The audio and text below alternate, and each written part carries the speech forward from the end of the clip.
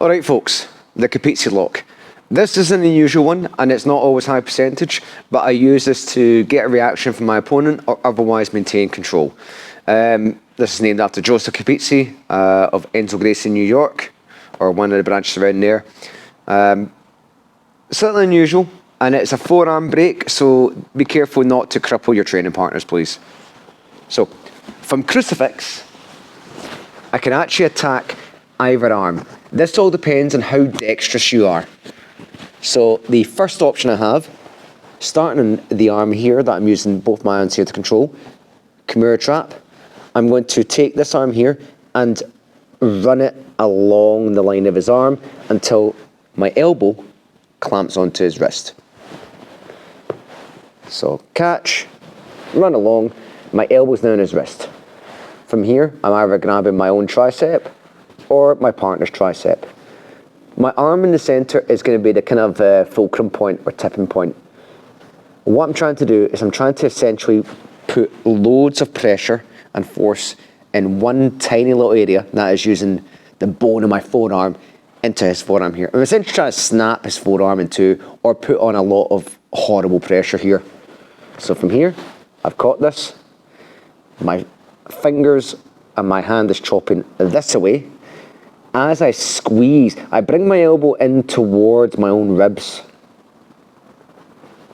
And that's a tap. And that's essentially forearm pain here. So that's the radius there, that's the bone that's facing towards me. So the radius is this bone here, ulnar is this one on the bottom here. I'm trying to snap both. So again, Chimera trap, hand over, grab his tricep, your partner's tricep, or your own. Your partner's tricep might be better. Make sure this hand isn't turned in here, because otherwise it's less likely to work.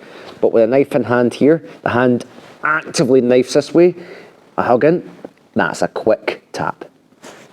You can also do this with the legs. So you just come around a little bit and you look.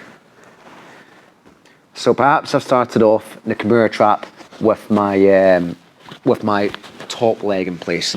I need to swap.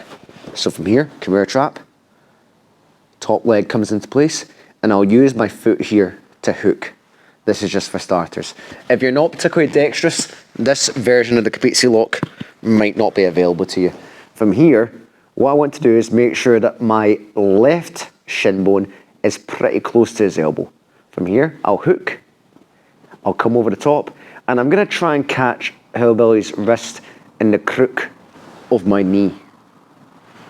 So his hand has still got the ability to wobble a little bit and flex, because I'm purely attacking forearm again. He can wave as well. Now from here, it doesn't look that much, but my bottom foot is going to come onto my shin here. I'm essentially going to try and clamp my top leg, and my left foot is going to stomp my own shin, and that's a tap. So essentially the movement is, imagine I've got Hillbilly's arm trapped.